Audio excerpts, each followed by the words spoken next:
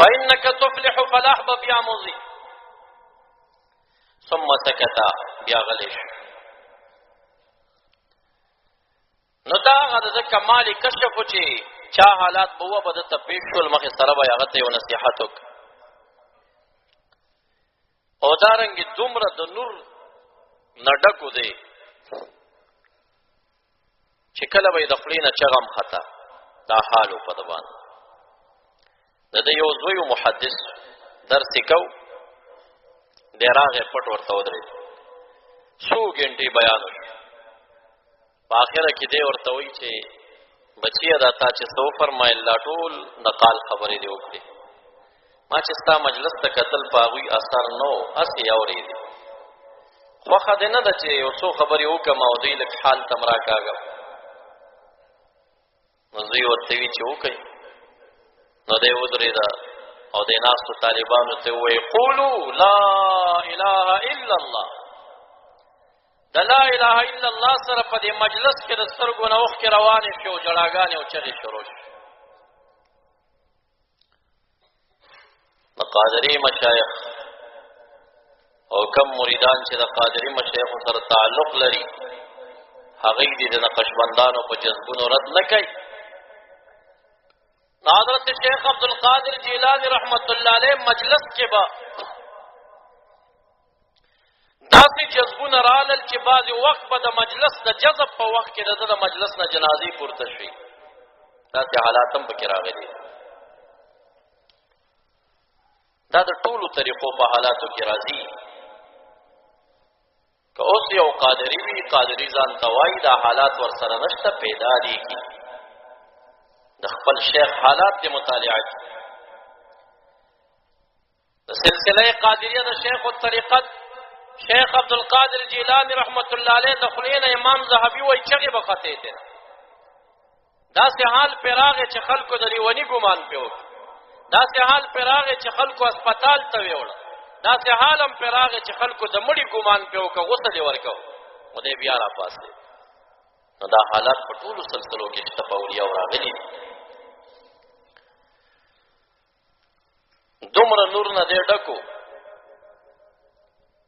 ابو محمد ابن اخضر وایي چې زه به دې مبارکو ته راتلم فی وسط الشتاء سخت ژمی به و وعلیه قمیص واحد د ده به یو قمیص څادر به م نه و وحوله من یروح بالمروحه او د ده به دومره ګرمي کېده د وجود نه به خولې روانې وي چې خوا کې به ورسره د پکو والا ناستو هغوی به ورته پکي وهل په سخت ژمي کې. د هغه د باطن د فیض او د نور برکتو چې د په وجود باندې به داسې ګرمي او حرارت لکه نبی اکرم صلی الله علیه وسلم حالاتو کې راځي. بخاري حدیث دی چې سخت ژمی به د وحی د نزول په ټیم باندې به د ده په مخ کنډ کنډ خولې راماتې شي.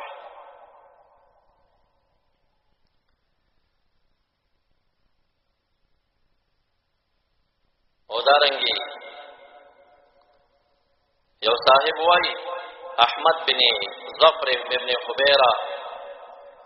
چې زه د دوی مبارکو ملاقات ته رالم او زما نیکه ما ته 100,000 روپۍ راکړې چې دا دوی ته وروړه.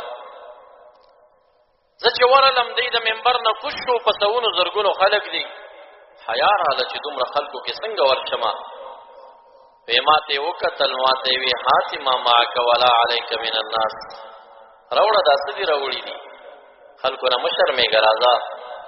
ما ته خپل نیکه د 100,000 اشرفۍ راکړي وي چې دا د مبارکو دربار ته یوست. دا د دې یوه نبذه د حالاتو د دوی وه او رحلات علمیه د دوی او په کراماتو د دوی کې چې کم حالات راغلي دي. امام ذهبي وایي چې تواتر ته رسېدلي د کرامات کم کم نه به سړی انکار وکړي. انکار گنجایش نشته پکې.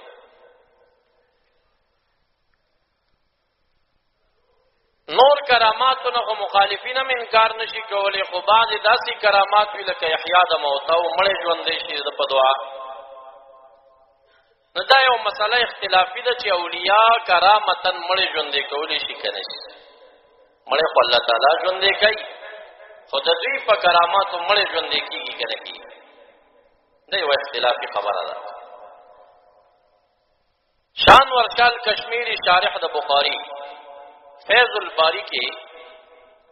دا ذکر کوي چې دی مبارک یو ځل تقریر کو او د تقریر په منځ کې یو کارغر راغی، داسې په دیوال کېناسته او ټغېده او دی ورته غصه شه، قطع الله عنقک، الله دې سټ مات کا، سټې مات شه لندې را پرېوت. نو دا خلک هم داسې بعضې کسانو چې وي چې دا نو په څه پوهېږي چې د ترې خیره وکړه او سټ دې پې مات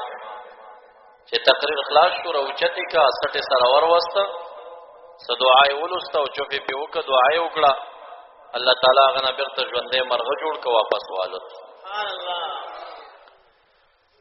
واقعه د هغې بیبي چې خپل بچی د علم د زده کړې دپاره دې مجلس ته رالېږلي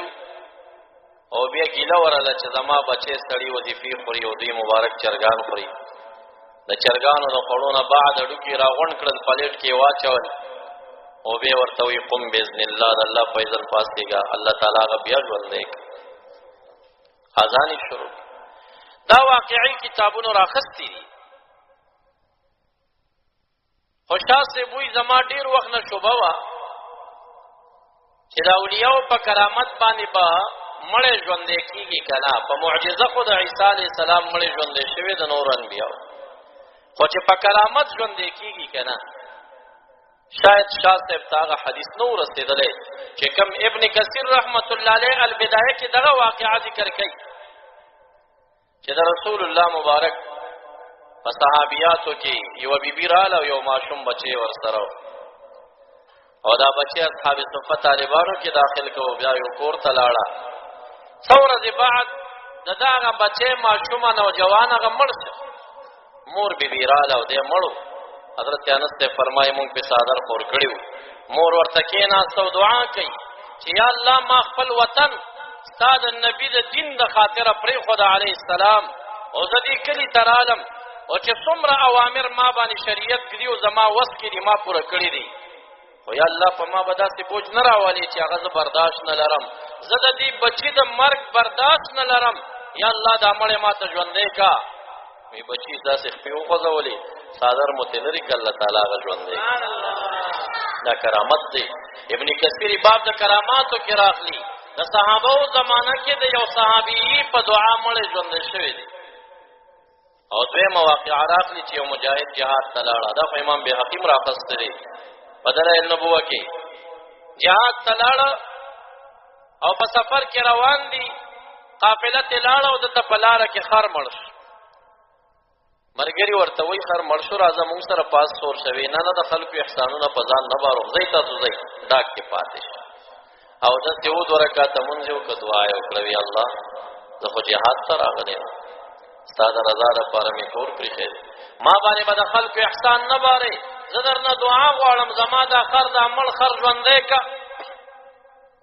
دا خر په دې خاورو کې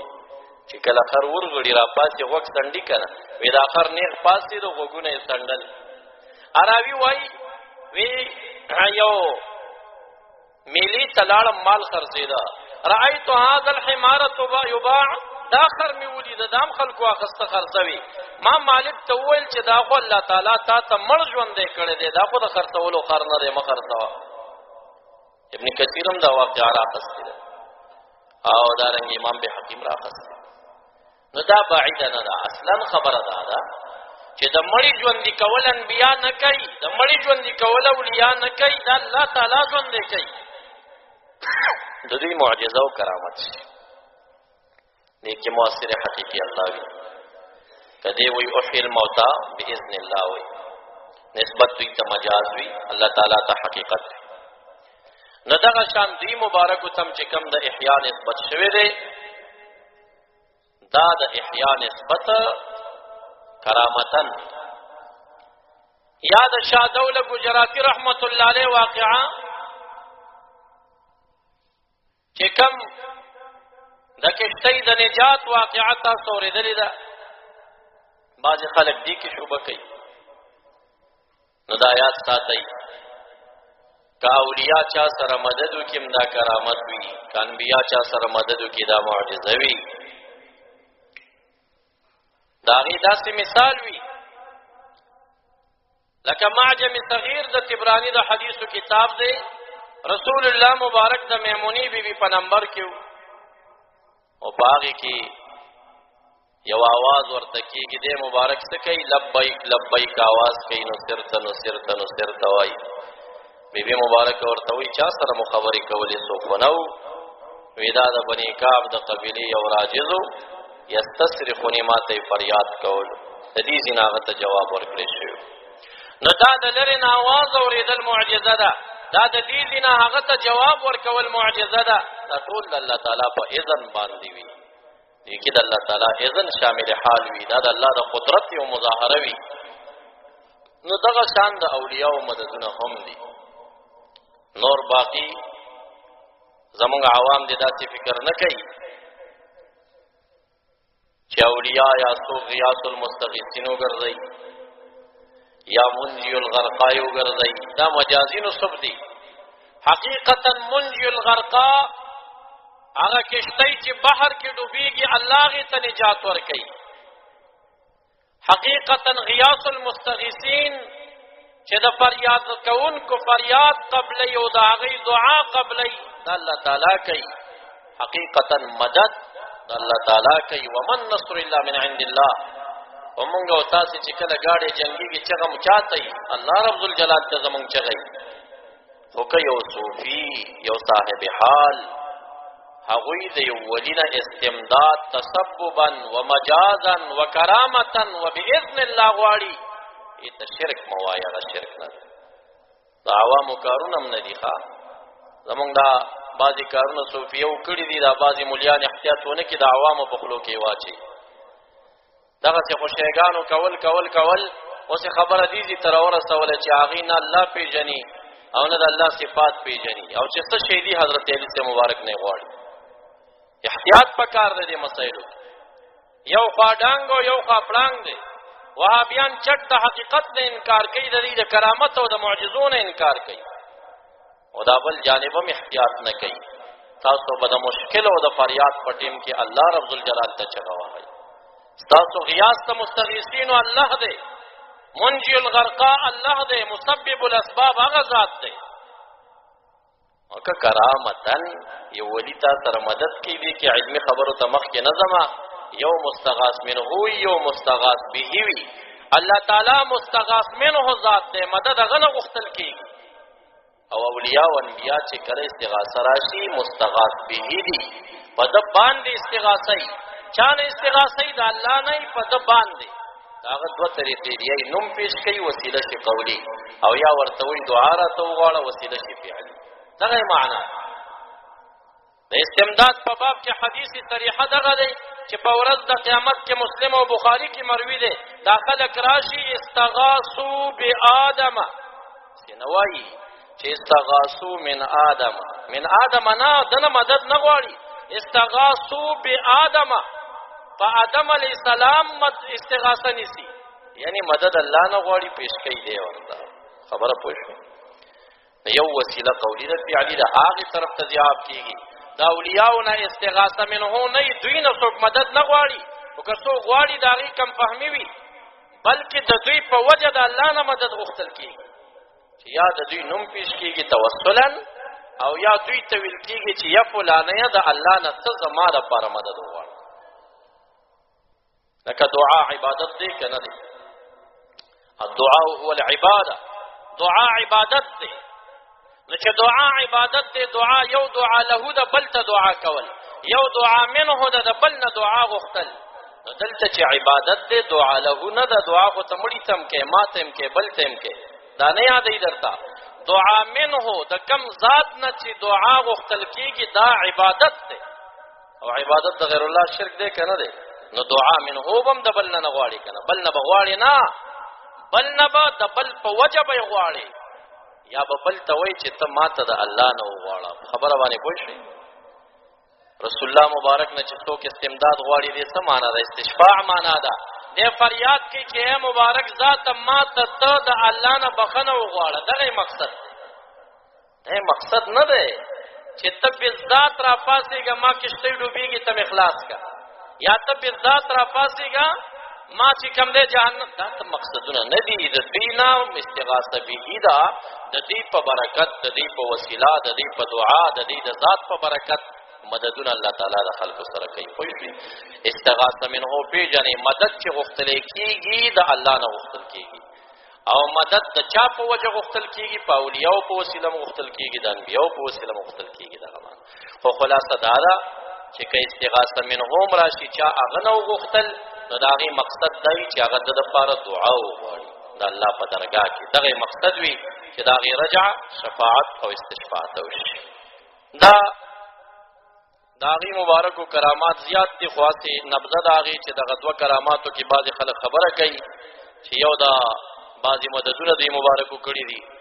او یا بعضې ځایونو کې د دوی په دعا مړي ژوندي شوي دي. نو دا بعیده نه ده، دا مړي م الله تعالی ژوندي کړي، دا مدد م الله تعالی کړی وي، دوی هغې کې ذریعه او سبب وي. دا د دوی کرامت دی، او کرامت او معجزه هغې کې مؤثر حقیقي خالق العزال وي، ولې نسبت دوی ته کېدی شي مجازا. دریم مبحث چې ما لګولی و هغه د دوی په یو قول مبارکه کې و چې قدمی هذا یا هذه علی رقبة کل ولی الله، زما دا قدم په گردن د هر ولی الله باندې. دا یو مسلمه دعوه ده. په دې کې د اولیاءو په خبرو اولیاء پوهېږي، د فقهاو په خبره فقها پوهېږي، د علماو په خبرو علما پوهېږي. څومره اولیاء چې دغه وخت کې دي یا بعد دي، د دې مبارکو په دغه خبره هغوی پوه شوي. زه د خپلو سني علماو ته دا اپیل کومه چې د کومو خبرو په مقصد عوام نه پوهېږي، د عوامو مجلسونو کې مه کوئ. دا ځای چې نن کوم صدا للذریعه، صدا للباب، څه ډېرو خلکو دا خبره منبر ته راوړې ده او د عوامو خوله کې اچولې ده، او عوام یې د دې په حقیقت نه دي پوه کړي. د مجبورۍ په لحاظ ما راوایسته. یعنې په کار دا ده چې کلم الناس علی قدر عقولهم، هر چا ته د هغې د عقل موافق خبرې په کار دي. د شان بیان کا، د هغې علم بیان کا، د زهد بیان کا، کرامات بیان کا، چې کوم د دوی عقل اخلي هغه انداز کې وغږېږي. بعضې خبرې اولیاو خاصو مقاماتو کې کړي دي، هغه د اولیاو مجلس کې وکړه، صوفیه ناست دي، پیران ناست دي، مجلس کې وکړه. که په عامو منبرونو، عامو لیټرو، عامو پوسټرو کې داسې الفاظ راشي، منکرین دي په دنیا کې، هغې اسم بانه د اعتراض ګوري، هغه خبر به اعتراض بانه وګرځوي. خدا انصاف نه کوي بعضې علما چې بعضې داسې خبرې چې د خلکو دپاره مورد د اعتراض جوړېږي، منابرو ته راوړي. او ما چې کم دلته نن بیان کوم دا زما ضرورت دی، دفاعي حالت کې د بعضې خلکو اسلام مقصد ده. څنګهېږئ بنا دا ضروري خبرې دي ویورئ، او صاحبان د ریکارډ تم زما دا امر دی چې دا خور کي، تر څو چې دې زمانه کې ډېرو حاسدینو د حسد د وجې نه دا افوا خوره کړې ده.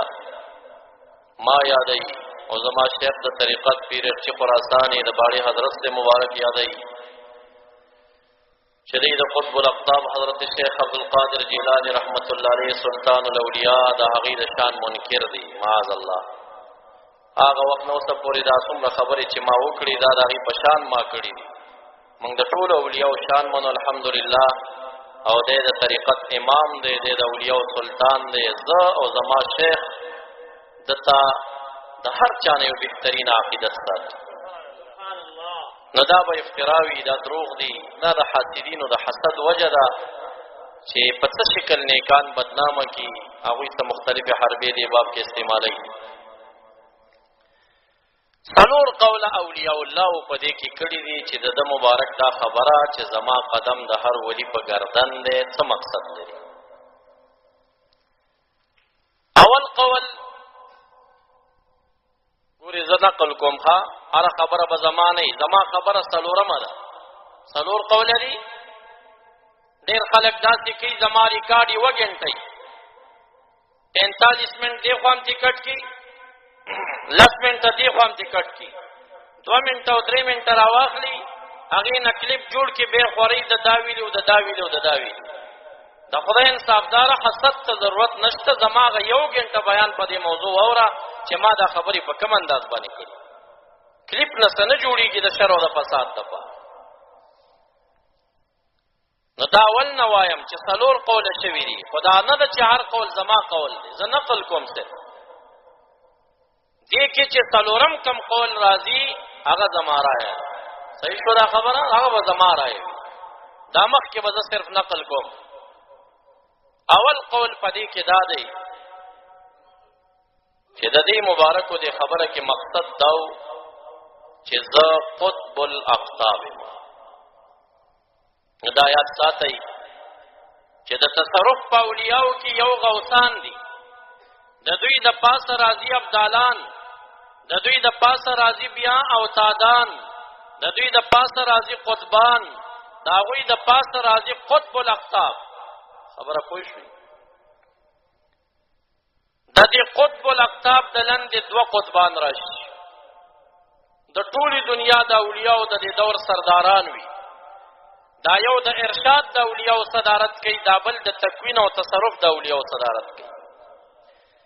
یو بیا د دې دواړو د پاسه راشي هغې ته قطب الاقطاب وایي د قطبانو د پاسه قطب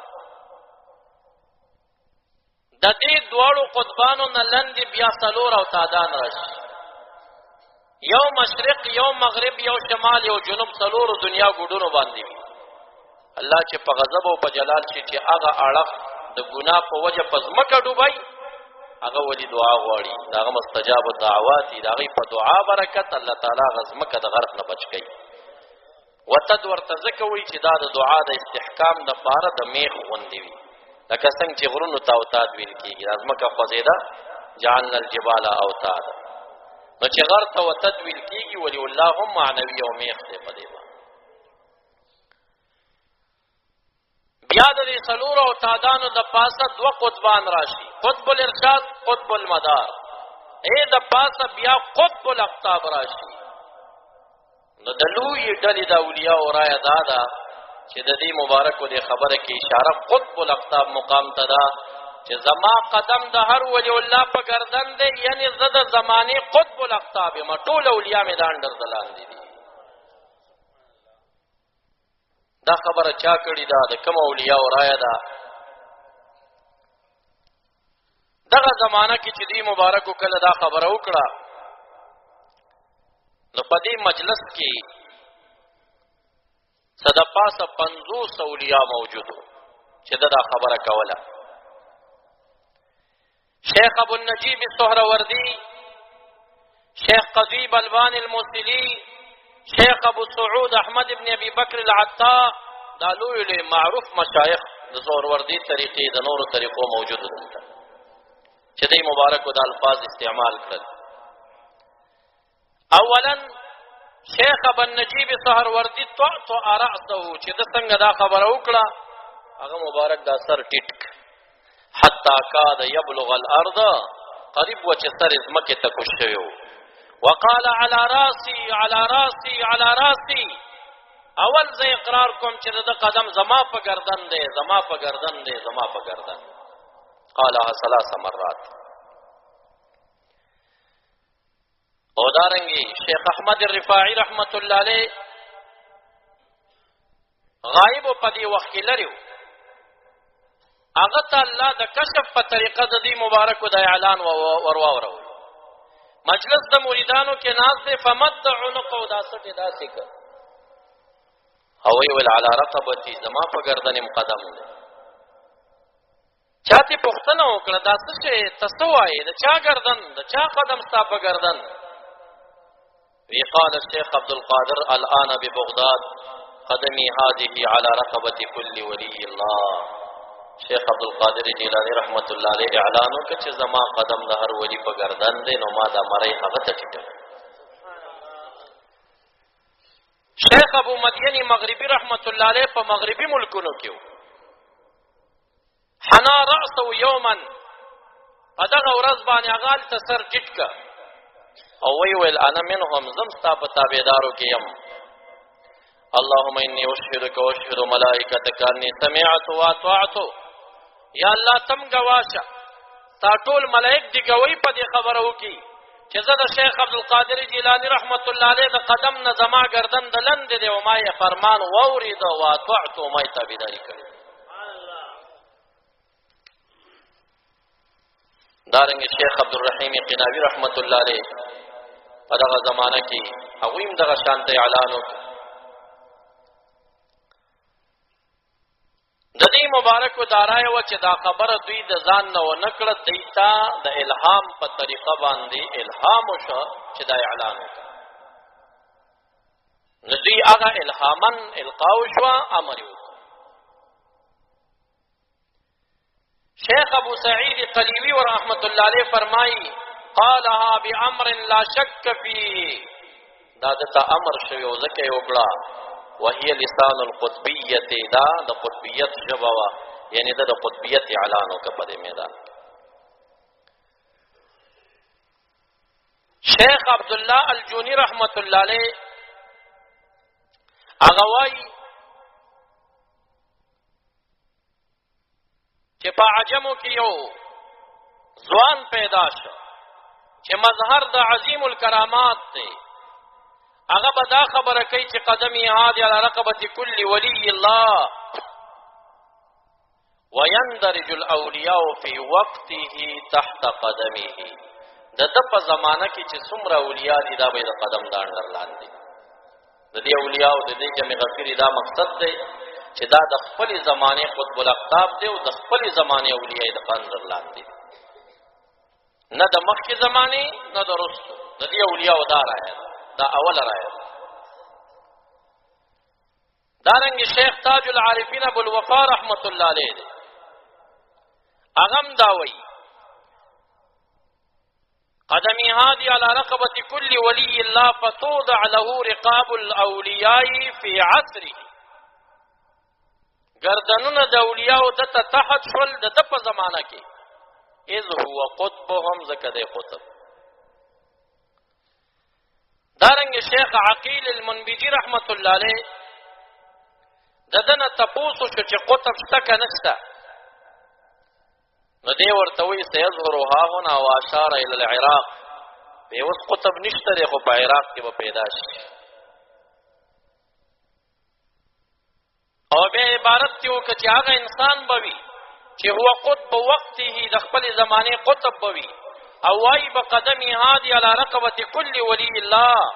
وتضع له الاولیاء رقابهم، او ټول اولیاء به ورته ګردنونه ټیټ کړي. ولو كنت فی زمانه لوضعت له راسي، دې مخکې تیر شوی دی. یاره که دغه زمانه کې زه یم نو زه به ورته سر ټیټ کړم. وګورې دې نه پته لګي چې د مخکې زمانې نه دي،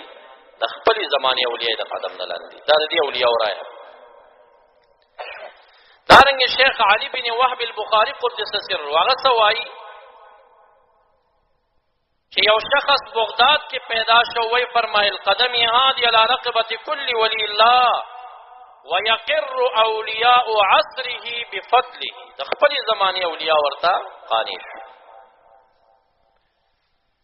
دارنګ شیخ حماد الدباس چې دا د پیر او مرشدو، مخکې مې واقعي درته بیان کړ. شیخ حماد الدباس رحمت الله علیه هغه وایي فجاء فجلس بين يديه متأدبا ثم قام. شیخ عبدالقادر جیلانی رحمت الله علیه د خپل شیخ حماد الدباس مجلس ته راغی، په ادب کېناست، مریدو بیا پاسې لاړه. دې شیخ یې وویل چې کله شیخ عبدالقادر جیلانی رحمت الله علیه لاړه، ویل هذا العجمی قدم تعلو في وقتها على رقاب الاولیاء في ذلك الوقت. ودا عجمی ده خدا عجمو، ودا عجمی به داسې انسان جوړیږي چې د قدم به د زمانې په ټولو اولیاء بالاتر وي. فی ذلک الوقت خود د په زمانه کې ولو یمرن او د تبع امر کیږي چې اعلان وکا چې قدمی هذه الى رقبة کل ولی الله. دارنگ شیخ ابو سعید العز بن احمد القیلوی رحمت اللہ علیہ هغه هم دا اعلان کړی دی چې دغه وخت کې په فضا کې څومره ملایکې روانې وي او په دغه وخت کې چې څومره اولیاء د غیب وو کدی په هوا روانو نو هغې ځمکې ته کوشل سرونه یې کېښودل او ویې ویل چې زمونږ په ګردن د قدم دی ټول قانع شو. ولم يبق ولي لله في الارض الا حنا عنقه، یو ولی الله دې زمانہ کې ځمکه کې پاتې نشه مگر هغې د خپله مرۍ ټیټه کړه او ویې ویل چې ستا قدم زمونږ په ګردن. او چې کله دې مبارکو دا اعلان وکړه، شیخ بقا رحمت الله علیه فرمایي چې د اعلان وکړه چې قدمي هذه على رقبة كل ولي الله، نو ملائکو ورته وویل صدقت یا عبد الله، رښتیا دې وویل اے د الله بنده. حالت د کشف به دوی ته کشف شوي وي، علماو ته نقل کړي. او دارنګې شیخ عدي بن مسافر اموي رحمت الله علیه او شیخ احمد الرفاعي رحمت الله علیه هغوی دا روایت ذکر کوي چې کله دا اواز هغوی ته رسېږي نو وایي بخ بخ بخن بخن واوا ذالک قطب الارض، دا د زمانې قطب. ځکه چې د وویل قدمی هذه على رقبة كل ولي الله، دا په دغه مضمون باندې د شیخ مکارم قدس سره الفاظ شته، په دغه مضمون باندې د شیخ خلیفه رحمت الله علیه د ډیرو اولیاءو نه دا شان الفاظ منقول شوي دي. دویم قول په دې کې دا دی تاویل ثانی چې مراد د دینه علم د ده دی. وقد أول بعض العلماء قوله قدس سرا قدمي هذه على رقبة كل ولي لله، فقال المراد بذلك شريعتي وعلمي الذي هو شريعة محمد صلى الله عليه وسلم. وی زما علم او زما خدمات د شریعت چې کم دی، چې زما شریعت د رسول الله مبارک شریعت دی، دا د هر ولی د ګردن نه بالاتر دی، زما به تابعي پکې. خو بیا د اولیاو نومونه نه دي اخیستي چې دا د چا چا اقوال دي. صاحب د کتاب وی قلت قد اولا، زه وایم چې داسې تاویل هم چا کړی. دریم تاویل په دې کې دا شوی دی چې اولیاو باندې کله کله د ولایت د سیر په باب کې یو حال راځي چې هغې ته فنا وایي، هغې ته مقام الصحو وایي، هغې ته مقام الاستغراق وایي، هغې ته مقام السکر وایي. ما په نقل سره دا خبره بعضې بیاناتو کې کړې ده، نو بعضې سړی امی وي یا جاهل وي هغه خو انکار وکړي، خو ملا سړی چې دومره ناپوهه شي نو دا د حسد نه خالي نه وي. نو یو ملا دا خوره کړي وه، وایي ده ویلي چې دی په سکر کې کړې ده او سکر خو نشې ته وایي او نشه خو د شرابو نه جوړېږي، او زه یاد کړی وم چې ده ویلي دي چې دی مبارک شراب خور و معاذ الله معاذ الله معاذ الله. دومره حسد ته څه ضرورت ده؟ جامه دی د علم ملا خو نه دی، خو هسې خلکو کې دا مشهور کړی. دا سوچ به نه کوي چې یو ورځ به زما د خالق لایزال سره ملاقات کېږي او دغه غلام حضرت ملا صاحب به ما د ګریوان نه د الله حضور ته راکاږي چې ما په کم میدان کې دا خبره کړې وه چې دی مبارک شراب خور دی، نو ستا به څه جواب یې هغه میدان کې بیا. ما په چې څومره خبرې کوي زه خوشحالېږم ځکه چې ګناه کمیږي په دې کوي. مقام د سکر چې په یو باب نه پوهېږي، تصوف صوفیه او ته نه ناست، کتابونه دې نه دي مطالعه کړي، بد کې چې دې باب کې خبرې کوي. مقام الصهوه و مقام الاستغراق و مقام الفناء و مقام السکر خو تصوف کې یو معلوم مقام دی. دا منصور حلاج رحمت الله علیه چې دان الحق چغې والدا مقام د سکر. ابن عربی رحمت الله علیه چې سبحانی معظم شانی دعوه لره، دا مقام د سکر. دوی مستغرق شي د الله په نور او رحمت کې، دوی دغه وخت کې مخلوق نه ګوري، دوی چې څه ګوري د الله تجلی ګوري، نور ګوري، رحمت ګوري. دغه حال ته مقام د سکر ویل کېږي، دی پوهېږي نه بلکل. نو د دې زمانې شیخ شهاب الدین سهروردي رحمت الله علیه چې تاسو ته ما وویل چې په علم کې د ده شاګرد او د تصوف په باب کې دی د هغه صحبت کې ناست دی، اخذ د فیض یې کړی دی. هغه په عوارف المعارف کې لیکلي دي چې دوی نه دا خبره په حالت د سکر کې وته، یعنی دی د فنا او استغراق او د سهو په مقام کې دا خبره نه وته. او دارنګ صاحب د کتاب دیم لیکي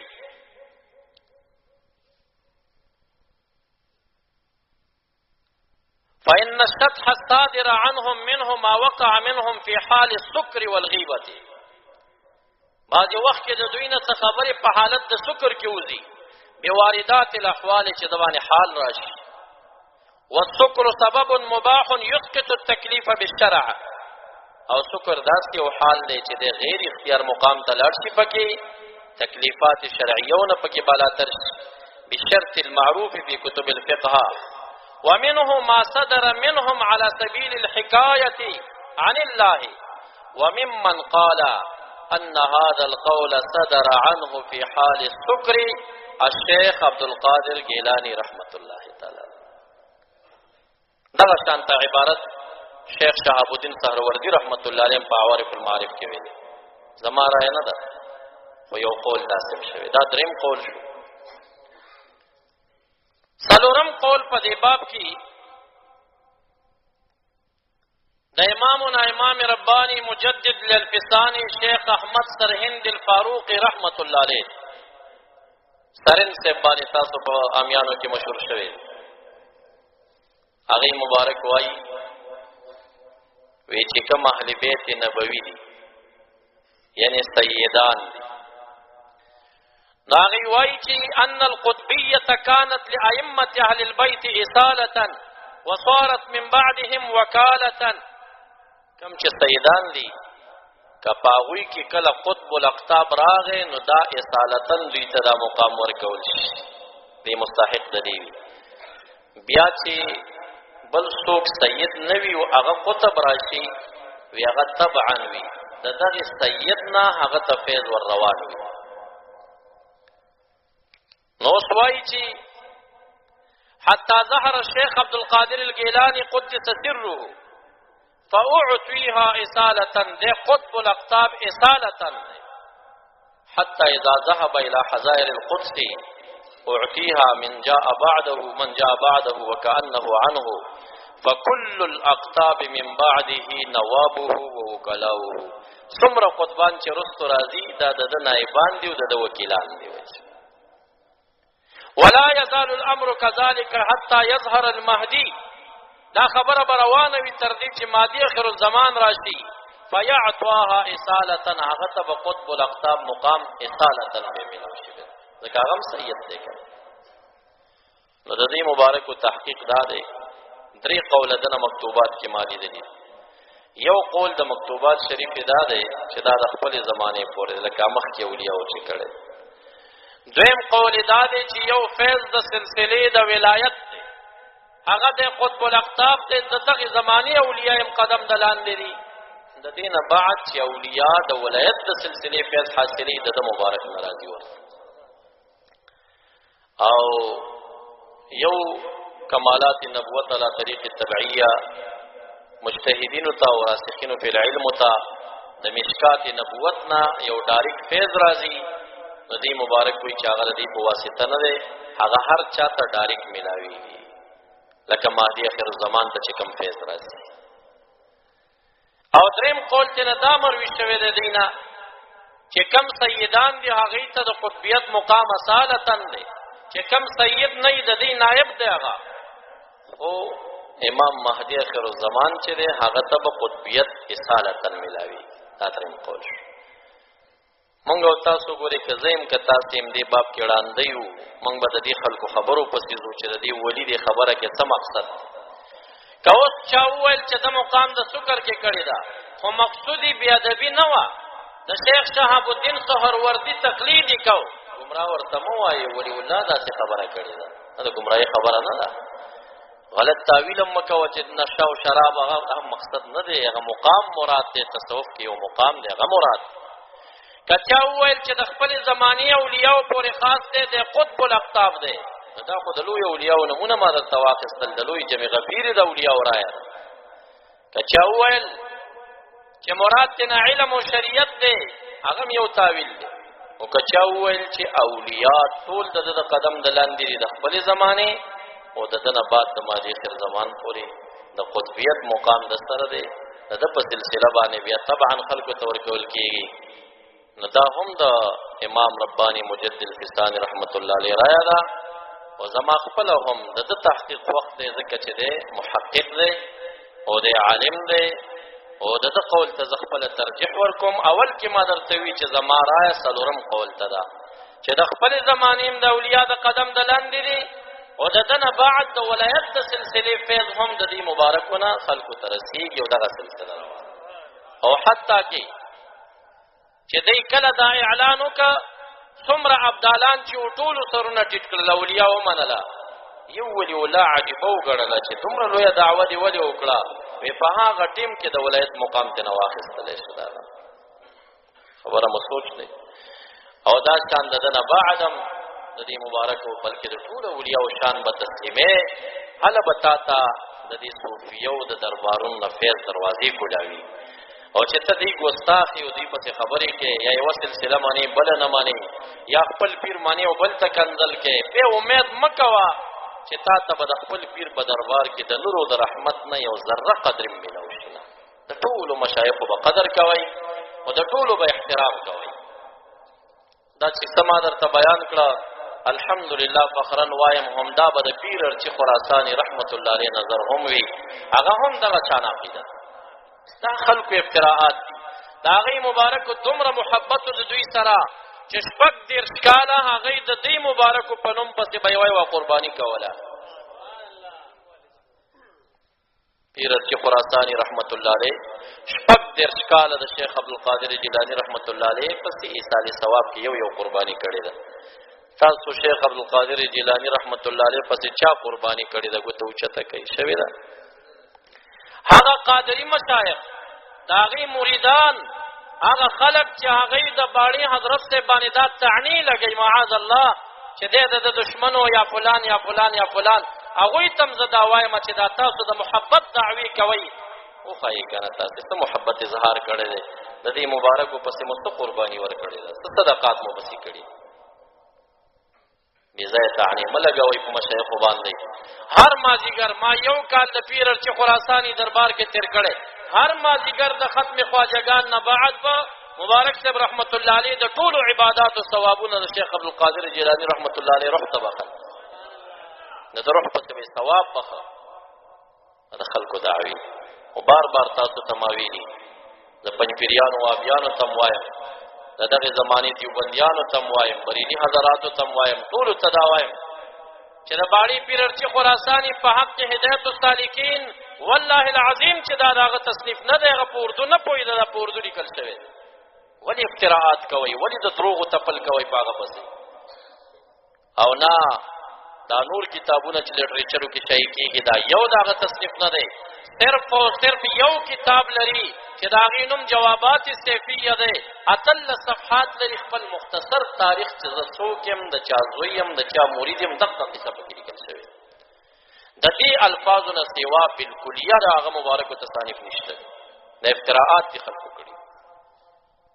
چا لیکلي کتابونه دي او بیا هغه چې هغه لیکلي دي هغه یو شان نه دي پاتې هدایت السالکین درې چاپ خور شوی دی یو چاپ صاحب د کتاب چاپ کړی دی چې چا لیکلی دی مولانا امین الله صاحب په مردان کې اوسې هغه لیکلی هغه چاپ کړي او دو چاپ په هدایت السالکین وهابیانو موږ بس شي کړي او داسې افتراءات او سيزونه چې مونږ ګورو مونږ تم خندا ور پسې راشي دا څه نو لکه احتیاط کوي د خبرو کې خاص اولیاء خاص خلک هغه پسې دشمنان لګېدل په هر جامه کې هغه بدنامول غواړي نو د بدنامۍ بل لار پیر چې خراسانی باندې نه و نو د بریلی حضراتو د پاره باندې دا جوړ کړو شیخ عبد القادر جیلانی رحمت الله علیه شان نه منکر هغه غره ټول متنفر شول په دی باندې او ایم تحقیقونه کړ چې موږ لاړ شو دی مبارک وګورو سیفی حضراتو سره کینو دوی سره نظر لري او دیوبندی علماء رانه په دې متنفر کړه وی دی وای چې تبلیغیان کافر دی او ریوانډیان کافر دی ګوره دا افتراءات مکوي د مبارک صاحب رحمت الله علیه مجلس کې زناستما او یو کس راغی وې ما مناظره جوړه کړې ده په څه باندې وې ما ورته وی چې تبلیغیان کافر دي 15 پیړۍ په دې مخ باندې وایي ما کله ویلي چې تبلیغیان کافر ما کله ویلي چې ریونډیان کافر دي زما دا الفاظ دي چې جبریو ته علماء کافر ویلي دي او جبریا هغه خلک دي چې وایي هر څه خدای کوي مخلوق څه نشي کولی او بنده مجبوري محض ده دا عقیده او سر څوک لري که تبلیغیان لري که بل لري خو سم دي کې دا عقیده لري سم کیږي خدا ته چې دوی د ځان نه جوړي مونږ پسې چا وایي تبلیغیان کافر دي او ریونډیان کافر دي دا مبارک الفاظ نه دي دا زمونږ الفاظ نه دي نو مونږ دیوبندي حضراتو تم دا وایو چې دغه افتراءات مونږ پسې مو جوړوي مونږ اهل قبله او ته مسلمانان وایو او مونږ چې څوک دغه غلطو عقیدو کې داخل نه یې څه مخالفت نه لرو مونږ او چې چا عقیده د جبریه او د ناقو سلفو کې ډیرو کتابونو په غیرت کړي مونږ دا غي په حواله دا خبره کوو او بریلی حضراتو تم دا وایو چې دغه افتراءات بند کړي دا دروغ دي مونږه د ټولو اولیاءو قانیو معاصرین مشایخ په حق کې زمونږ د سیفیو تلقین دار چې به د دې د چا شیخ بنا کوي هم دا وجه ده چې ډیر بریلی داسې خلک شته علما چې هغه د دیوبند په علماو کې یو مسلمان نه ګڼي د کفر ټاپې په لګي او باغی کې داسې حد تم دی رسیدلی دي چې په زور باندې لټي چې اوس پس شي کافر کوم یعنی کافر خودي چې اوس کافر پس شي دیوبندی علماو کې داسې خلک شته چې د بریل ټول سلسله ته نسبت د شرک کوي موږ د احتیاط د وجنا دا تلقینات خلکو ته کو چې ګورا بریلم یو نسبت دی دیوبندم یو نسبت دی مدرسې ته نسبتونه دي نو که څوک دغه نه فارغ یو نسبت کوي نو ته عقیده او تعالی چې عقیده د اهل سنت والجماعه ده مذهب د امام ابو حنیفه رحمت الله علیه دی نو په دغه نسبت ولی کافر ورته وایي کافر مو وایي په دې خبره باندې موږ دیوبندیانو ته دا سوال کوو چې نو می بریلی ته کافر مو وایي ځکه دې کې سنیان دي اهل سنت دي عام مسلمانان دي دي او موږ د بریلی رونو دیوبند بریلیانو ته سوال کوو چې نو می دیوبندی ته کافر مو وایي د دیوبند په علماو کې د معاصرینو کې داسې خلک شته چې اهل سنت دي هغه د امام حنیفه په مذهب کې رحمت الله علیه تکولن کله سر می پټولو کې سمره ولا چې ټول کافر دي دې احتیاط کوله خدای د انصاف خبره کو پدیرانه دیوبندیانم کافر مخالف شوی دي دیوبندیان ویتا ولی ویل چې بریلیانو کې مسلمانان شته دي نو تاسو ګریوان کې سر ټیټ کې په بریلیانو کې مسلمانان نشته دي بریلیان نه خپدي ویتا ولی ویل چې دیوبندیانو کې مسلمانان شته نو دیوبندیانو کې مسلمانان نشته دا ټول کافر شو لکه انصاف کوي دې خبرو کې دا مدرسې دي ورستو پاټای شو یو د یو بل پزت شو قصه بل دي تلاړ صدیو بندي علما ما ترالل ویته د شیخ ادریس صاحب شاګرد نه مې الحمدلله زما فخر دی شاګرد دی وی چې ته داغه شاګرد دې زم داغه شاګرد دې مزه ځان ته دیوبندي وایم ته ولې ځان ته دیوبندي نه وای ما یک تاسو د دیوبندي د نسبت د معرفت یو تکه ګرځولې نو ما به اعلان کړی وی چې زه دیوبندي خو چون کې تاسو د دیوبندیت نه دین جوړ کړي مسلک مو ته جوړ کړي دیوبندی مسلمان غني بار کافر غني نو زه دغه شي مخالف يم چې دا لکه نسبت ده دا دین او مذهب نه دی او دا شان بریلی علما او توایم چې تاسو دینه مسلک جوړ کا دینه مو دین او مذهب جوړ کا دا دین او مذهب نه دی دا یو نسبت ته پہچان دی اړې بوې ز قادری ما یو بوې نقشبندی یو سهروردی یو چشتی یو بوې حقانی ما یو بوې جنیدی ما یو بوې بریلی ما یو بل دیوبندی ما دا نسبت ته د پیژنګلنې نسبت کوي ځانته لکه تاسو وطن ته نسبت نه کوئ ز بشوري ما ز افغانی ما ز فلانی ما ز فلانی ما دا نسبت وی د پیژنګلنې لپاره استعمالي نو دین خو اس مسلک ما جوړه وکنه دین خو ته ما جوړه و مذهب ته ما جوړه وکنه مسلک زمونږ د اهل سنت والجماعه دی ټول وايي کوم مسلک اهل سنت والجماعه او فروعي جزئیاتو کې حنفیت د امام ابو حنیفه رحمت الله علیه مذهب اوس بعض دیوبندیرونه دا سشتري چې دوی د امام ابو حنیفه رحمت الله علیه هغه فقه مقبوله غني چې کومه باندې د دیوبندی علماو تقریر او دسخط موجود وي او که دیوبندی علماو نه منلي هغه فقه مردوده غني دا انصاف نه دی کنه تا خو دیوبندیت په حنفیت راته مخکې او داسې بریلي علما مشته دي چې هغوی بیا د بریل د علماو تقریض او دسخط پې نه وي هغه په فقه حنفي کې نه مني دا هم بې انصافي ده داسې ووایه چې فقه حنفي زما عملي دستور دی دا زما عملي لاره ده دیوبندیت او بریلیت د دې حنفیت برابرو راواخله که دا دوه د دې مخالف راله دا پرېږده خو حنفیت مه پرېږده هغه اصل دی مونږ د امام ابو حنیفه رحمت الله علیه په مذهب باندې زه په کوم الفاظو تاسو پوهېږم الحمدلله تاسو پوه خلک یئ هغوی هم پوه خلک دي خو دا حسد داسې شی دی چې هغه روغې خبرې و بلې معنا ته اړوي او د هغې څه علاج مونږ سره نشته دی مونږ د خپل ګردن د خلاصي دپاره پوره د نرمۍ نه کار اخلو زمونږ د سیفیرونو نه به څوک دا ثابته نه کړي چې مونږ د دیوبند په اکابرو کې چا پسې خبرې کړي نه کوو دا ولې هغوی کشران لري هغې پې خفه کېږي او بل د دنیا نه تلي اشخاص دي چې هغه 500 کتابه لیکلي دي او دا ټول په ځای پرېږدي او نیمه کرښه دې راخستې ده او کافر او کافر دا انصاف نه ده او مونږ بریلي علما او اکابرو کې اوسه پورې څوک نشي ثابتولی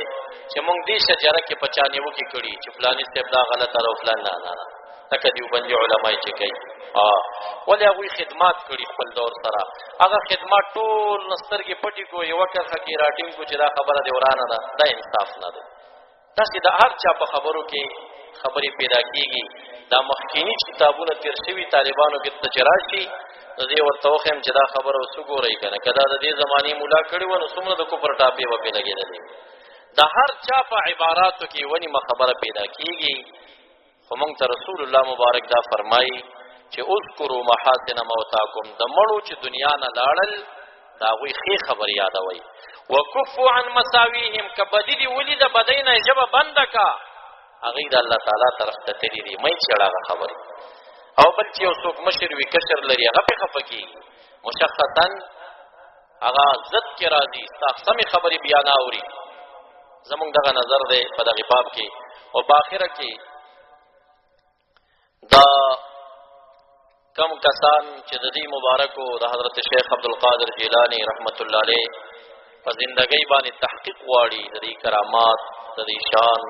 د دې مقام تفصیلي یادول غواړي نو هغوی دې دا کتابونه ځان سره یاد ساتي او مطالعه دي کې بهجة الاسرار و معدن الانوار فی مناقب القطب الجیلانی د شتنوفي او دارنګي الجنی الدانی فی ذکر نبذة من مناقب عبدالقادر الجیلانی د برزنجی تصنیف دی غبطة الناظر فی ترجمة الشیخ عبدالقادر د ابن حجر اسقلانی رحمت الله علیه تصنیف دی قلائد الجواهر فی ترجمة الشیخ عبدالقادر د تازیفی تصنیف دی ذیل قلائد الجواهر فی ذکر ذریة سلطان الاولیاء الشیخ عبدالقادر نزهة الخاطر فی ترجمة الشیخ عبدالقادر د مولا علی قاری رحمت الله علیه تصنیف دی الروض الظاهر فی مناقب الشیخ عبدالقادر د علامه دیری صاحب تصنیف دی مفاتیح المطالب ورقیة الطالب فی مناقب الشیخ عبدالقادر الگیلانی د علامه دیری صاحب تصنیف دی النشر العاطر بمناقب الشیخ عبدالقادر د علامه تونسی تصنیف دی تحذير المنكر للقدرة المعاند الغادر المعترض على كلام السيد الشيخ عبد القادر دا علامه حموي تصنیف دی الباهر في مناقب الشيخ عبد القادر دا یمنی تصنیف دی روض النواظر في ترجمة الشيخ عبد القادر دا علامه قادری تصنیف دی الصبح السافر عن شمائل الشيخ عبد القادر دا سنجاری تصنیف دی رياض البساتين في مناقب الشيخ عبد القادر الدر الفاخر في مناقب الشيخ عبد القادر خلاصة المفاخر في مناقب الشيخ عبد القادر ده يافعي تصنيف دي درر الجواهر في مناقب الشيخ عبد القادر ده ابن ملقن تصنيف دي مختصر بهجة الأسرار ده علامة دريني تصنيف دي الروض الظاهر في مناقب الشيخ عبد القادر ده قسطلاني تصنيف دي روضة الناظر في درجة الشيخ عبد القادر ده فیروز آبادی تصنیف دی نزهة الناظر في مناقب الشيخ عبد القادر ده اشبیلی تصنیف دی نزهة الناظر في مناقب الشيخ عبد القادر علامہ هاشمی البغدادی تصنیف دی. تفریج الخاطر ترجمه شیخ عبدالقادر دا اربیلی تصنیف دی. الشرف الباهر فی مناقب شیخ عبدالقادر دی یونینی البعلبکی تصنیف دی. جلاء الخاطر من کلام شیخ عبدالقادر دا سید عبدالرزاق تصنیف دی. دا د خپل زوی دی د مناقب بیان کړي. مناقب الشیخ عبدالقادر جیلانی انوار الناظر فی مناقب الشیخ عبدالقادر انهار المفاخر فی مناقب الشیخ عبدالقادر نصر الجواهر فی مناقب الشیخ عبدالقادر تلطیف الخاطر فی مناقب الشیخ عبدالقادر النشر العاطر بمولد الشیخ عبدالقادر السیف الربانی فی عنق المعترض علی الغوث الجیلانی د ابن عزوز المکی تصنیف دی. الطراز المذهب شرح قصیدة مدح الباز الاشحب د علامه آلوسی تصنیف دی چې دا د صاحب روح المانی مصنف دی. المورد السنی فی ترجمه سیدنا عبدالقادر الجیلانی دا د علامه خطیب القادری الحسنی تصنیف دی. الباز الاشحب عبدالقادر الجیلانی دا د علامه دوربی البغدادی تصنیف دی. الباز الاشحب فی حیات الشیخ عبدالقادر الجیلانی الكواكب الدرية في المناقب القادرية نفحة الرياض العالية في بيان طريقة القادرية رسالة في ذرية الجيلانيين الفاطميين دا الشيخ عبد القادر الجيلاني وأعلام القادرية زين المجالس في مناقب الشيخ عبد القادر الجيلاني الشراب النيلي في ولاية الجيلي دا علامة محمد بن إبراهيم الحلوي الشهير بابن الحلوي دا تصنيف دی. دا تصانیف علماء د دې مبارک په ذات لیکلي د دې په مناقب باندې. نو تاسو سوچو کوئ چې امت کې دومره خلک د په تعریف ځان ته کتاب لیکي خو یو ځوان به وي که چې څوک به وي که چې دومره د خلکو زړونو کې محبوبیت لري چې یو سړی خپل وخت صرف کوي د دې په مدح کتاب لیکي. او دومره نمونه ما درته واخیستل دې کې داسې زیات ما بیان کړه دوه درېونه سوا دا ټول په عربي زبان کې دا پخواني علماو پې لیکل کړي. ابن حجر اسقلانی محمود آلوسی ملال قاری دا شان لوی لوی خلکو د مناقبو په تعریفاتو باندې کتابونه لیکلي دي. او یو کتاب د چې تفسیر الجیلانی دی هغه په 15 جلد کې بعض چاپونه و جلد کې د دې مبارک تفسیر دی مستقل ډیر عمیق او جوور تل دی جوور بحث کړی دی. هغه بهترین کتاب دی دا تفسیر الجیلانی په نوم باندې دا د دې مبارک خپل کتاب دی د شیخ عبدالقادر جیلانی رحمت الله علیه خپل کتاب دی تفسیر الجیلانی. او دا زیات حالات چې ما بیان کړل دا د سیر اعلام النبلا د امام ذهبی رحمت الله علیه د حالاتو د هغې د دې په حالاتو لیکل کړي د هغې نه مې بیان کړل. د محفل دویمه حصه چې د امام اعظم ابو حنیفه رحمت الله علیه په حالاتو لګېدلې وه د وخت د کمي په لحاظ باندې تر کومه خو انشاءالله اتوار په شپه باندې بانډه شیخ اسماعیل کې با کم بیان په دې موضوع باندې کېږي هغه هم د دغې دوه مشایخو په یاد دي. نو هلته به کوشش وکړم چې بیا د امامنا امام اعظم ابو حنیفه رحمت الله علیه په حالاتو څه ووایم او د دې مبارکو لکه څنګه چې د دې په مناقبو لیکل شوي دي 440 کتابونه د امام ابو حنیفه رحمت الله علیه په مدح او په صفاتو باندې علماء لیکلي. او تعجب دا دی چې احناف خو به اسم صفتونه کوي خو ابن حجر اسقلانی رحمت الله علیه شافعی مذهب دی او د دې په صفت کتاب لیکلی او هغه وایي په مقدمه کې وی ما ځکه ولیکه چې بعضې علماو د دې مبارکو په شان کې زبان درازي کوله ژبه یې راایستلې وه. وی ما وی چې دا خو دومره وړوکی انسان نه دی چې دا تاسو څومره د په حق کې خبرې کوئ. نو زه مجبور شم چې ما د په مدح دا کتاب ولیکل. او دارنګې جلال الدین سیوطي رحمت الله علیه شافعي مذهب دی او د امام ابو حنیفه رحمت الله علیه په مناقبو یې کتاب لیکلی دی. نو د هغه په شرافت باندې م ګوري چې دی لوی امت مسلمه هغه قانع دی د هغه په فقاحت د هغه په علمیت د هغه په دیانت د هغه په زهد و ورع. یو عالمو دغه زمانه کې دنه رستو شافعي مذهب یو په درس کې به حنفیان هم ناستو شافعیان به هم ناستو. نو اوس خو په دې مدرسو کې طالبان په دې لانجو کې چې یو دیوبندي یو بریلی یو اهل سنت یو بني پیری وابي نو دې خپلو کې بندي وایي که نه نا وخت کې خو دا مسلې نه وي نو یو به شافعي مذهب یو به حنفي و دی به په خپلو کې لانجه وسته. نو دواړو په خپلو کې سره بحث شروع کړي دي. نو د یو خواته طالبان راجمع شو، دی بل خوا طالبان. د شافعي مذهب وی چې امام شافعي صاحب د ډېر حادثيات او د حنفي ورته وی چې امام ابو حنیفه رحمت الله علیه ته ډېر حادثيات. نو په دې جړب باندې دواړه ختی سره پلانجو لانجه چې ګرمه شو. نو دی هغه شیخ د مدرسې شیخ الحدیث چې جنګ هغه ته ورغی، وی ته فیصله وکړه، وی داسې وکړئ چې دا تاسو څومره شوافع ناست دي یو مشر وټاکئ بحث دپاره، او دا حنفیان به هم یو مشر وټاکي بحث دپاره. هغې چې یو مشر وټاکه وی لانجه په دې ده چې د امام شافعي صاحب ډېره حادثیات دي او که د امام ابو حنیفه رحمت الله علیه ډېره حادثیات دي. وی یاو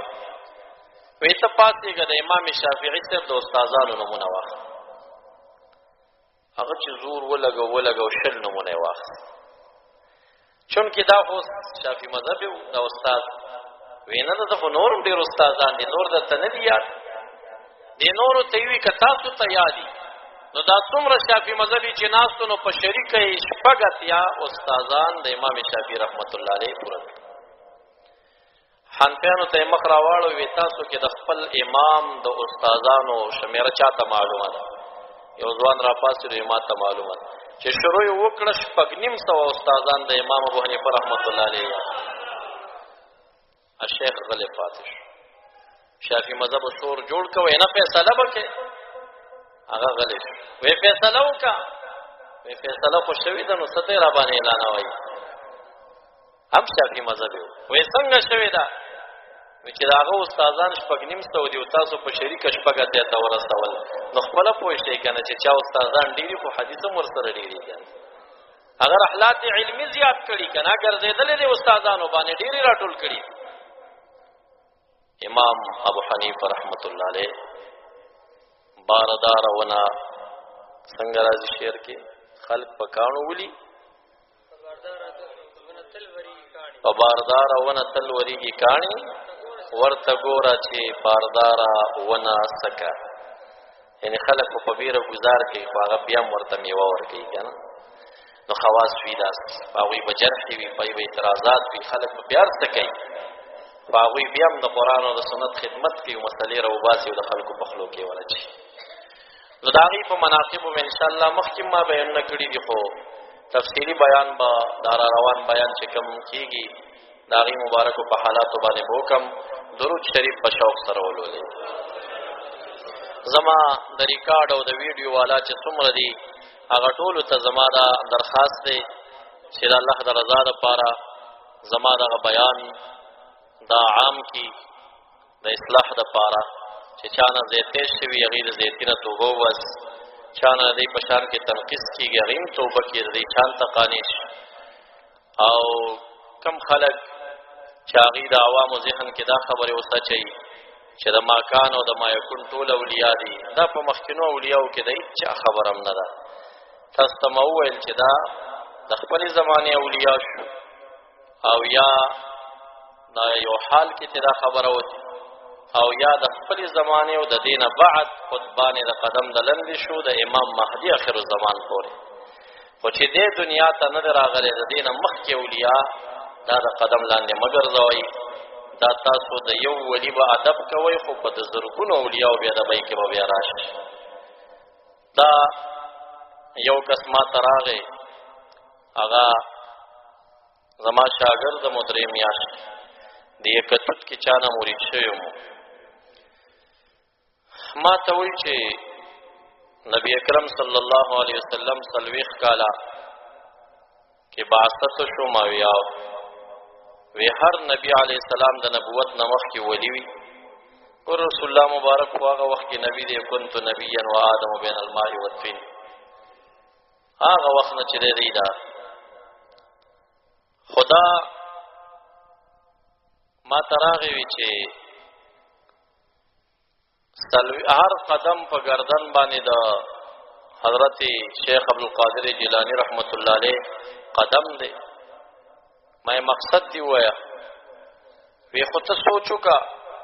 40 کاله رسول الله مبارک د شیخ عبدالقادر جیلانی رحمت الله علیه نه فیض حاصل کړی. ټول وایي استغفر الله. ما یو څو څپېړې ووهه او د مجلس نه مې وشړو. ستا خو ډېره مرداره عقیده ده، تا ته څه عقیده ساتې؟ ګوري دا چې کم خلک وي د مخکې زمانې اولیاء یې قدم د لاندې دي، هغوی بیا په وروستو داسې مردارو عقیدو ته ورسېږي. پیغمبران هم د قدم د لاندې. زمونږ د ایاز باچا سے محترم ریکارډ هغه څه شته دی، په ټلیفون ورسره خبرې شوي دي. یو صاحب د خوا نه ورته وایي چې ستا شیخ زه یې ورته یاد کړی یم چې هغه د غوث پاک ګستاخ. نو ده ورته ویل چې خو د هغه تعریفات کوي، څنګه ګستاخ دی؟ وی هغه دا خبره نه مني چې د دې مبارکو قدم د هر ولی په ګردن. نه یې ورته وایي چې خدا مني، په دې خبرې کوي، بیان کوي. وی نه، د ما کان او ما یکون اولیاء قدم د لاندې. نو هغه ورته وایي چې ما کان اولیاو کې خو صحابه راغلل، صحابه ورسره څه کوئ؟ نو دا ریکارډ مونږ ساتلی ځان سره. وی د صحابو په ګردن هم د قدم بالاتر. ټول وایي استغفر الله. هغه ورته وایي حضرت صدیق اکبر صاحب سره څه کوي؟ صدیق اکبر صاحب په ګردن هم قدم بالاتر. مونږ د دغسې خلکو مخالف یو، که دا د بریل په جامه یو، که د شیعه په جامه یو، که څه بلای داسې بریل بدنامۍ. دا د سنیانو عقیده نه ده چې په صحابو د بل څوک افضل شي. صحابه هم نه ګورې، په امامانو هم قدم بالاتر نه کوي. دی مبارک حنبلي مذهب دی، دی د امام احمد ابن حنبل په مذهب دی، ته د امام صاحب په مذهب یې. نو ستا قدم بالاتر شو که د هغه بالاتر شو؟ چې ستا بالاتر دی هسې تقلید کوي، خو ته به یې شان منې، علم به یې منې چې ته تقلید کوې. نو دی د امام احمد ابن حنبل صاحب مقلد دی. ګورې حنبلي دی، د سره کتابونه حنبلي لیکي. او دا څلور امامان، ویس قرني رحمت الله علیه، دا تابعین، دا تبع دا لوی لوی خلک د ده نه مخکې چې تېر شوي، د ده مشایخ دا نه دي. کوم چې دی راغې دنیا ته، دی قطب الاقطاب وګرځېده، دغې زمانې نه بعد چې دی او دې زمانه کې او د دې نه بعد د ولایت د سلسلې فیض دوی نه شو. دا انصافي خبره ده په دې باب کې. او چې دې دنیا ته نو راغلي، هر څوک په خپله زمانه کې قطب یې لره، پیران یې لرل، د هغې نه یې فیض حاصلو، او علما یې لرل، مشایخ یې لرل، د هغوی تابع دي. او چې دی راغی قطب الاقطاب، نو ټول اولیاء یې د قدم د لاندې شول. خبره باندې پوه شوئ؟ دا انصافي خبره ده دې باب ده. انزل الناس منا، هر چا ته خپل مقام ورکوي. نو دومره مه ننوځئ د چا په محبت کې چې د تعریف شروع کوي او د مخکینو اولیاو ګستاخي درنه وشي، یا د صحابو بېادبي درنه وشي. دا انصاف نه دی. مونږ او تاسو ته الله تعالی د افراط او تفریط د وسط لارې امر کړی دی چې سددو ای واطلبوا السداد بین الافراط والتفریط وقاربوا. که افراط او تفریط منځ ته نشئ راتلی، نو کوشش خو وکئ. مبارک فرمایي لږ خو ځان رانږدې کئ دې ته که اهل سنه والجماعه د افراط او د تفریط منځنۍ لاره ده. اللهم صل على سيدنا مولانا محمد وآله وبارك وسلم وصل عليه. یا الله دې مجلس ابتدا نه انتها پورې څه شوي دي مونږ نه قبول او منظور کړي. او یا الله حاضرین مجمع ته په نظر د رحمت سره وګوري. یا الله د حضرت شیخ عبدالقادر جیلانی رحمت الله علیه مقام نورم بلند کړي. هغې خاص دعوات چې کړي زمونږ نصیب ورکې پیدا کړي. د هغې د سلسلې او د نورو مشایخو د سلسلو هغه فیض زمونږ سینو ته راولي. یا الله د ټولو اولیاو او د علماو خادمین مو جوړ کړي. د رسول الله مبارک د دین د خدمت کار رانه واخلي. کم قاري صاحب محترم نور رفقاو دې مجلس انعقاد کې سعی کړې ده، د دواړو جهان یې خوشحاله کړي. اللهم صل على سيدنا ومولانا محمد.